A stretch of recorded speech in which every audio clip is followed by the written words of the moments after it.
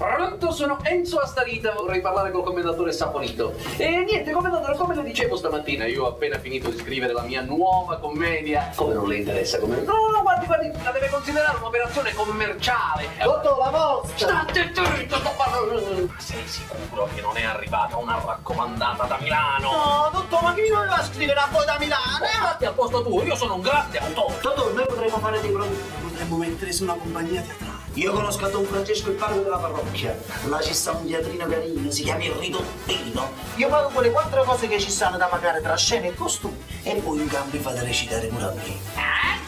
Ora, famoso cretino, ma Aste, tu non mi proibisci proprio niente, eh? Se me devo spogliare, mi spoglio. Adesso non mi spoglio. Anche me che c'è che voglio. Desdemona è un personaggio significato. Sì, ma la chiave.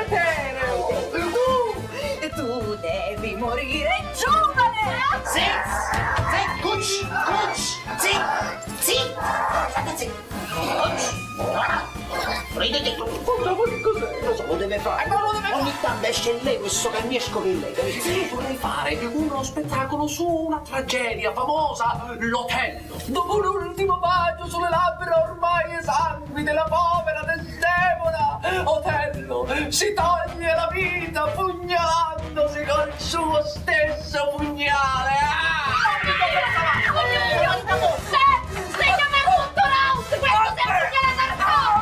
È la finzione scenica!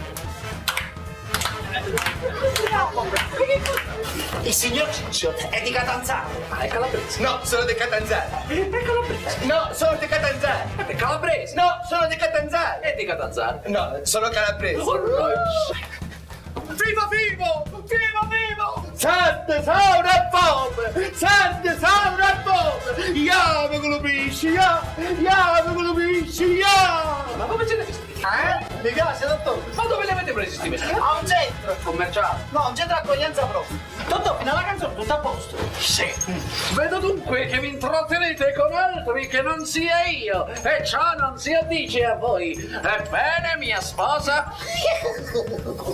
Dove avete messo il mio fazzoletto? Lo smarrì! Lo smarriste! Lo smarrì! Lo smarriste! Era c'ho questo de carta! Ah, no! Ah, fido Iago, dammi il pugnale affinché la tua lama possa porre fine alla mia esistenza! Ah, amata lama! Ah, amata lama! Chi mi resta pistola veramente? Comunque ragazzi, io l'ho capito ancora perché io la commedia non è andata bene. Per due motivi fondamentali. Il primo motivo è che il pubblico è ignorante. È vero. Il pubblico è ignorante, ragazzi. Ma stiamo scherzando? Ma dico io, ma com'è possibile? Tu ti metti in prima fila! E ti metti a tiri di pomodoro. È mai possibile, sono cose dell'altro mondo. Vergogna, veramente, guarda. Totò, la prossima volta invitiamo pure l'autore. No, l'autore no! E perché? È meglio se Shakespeare non lo sa.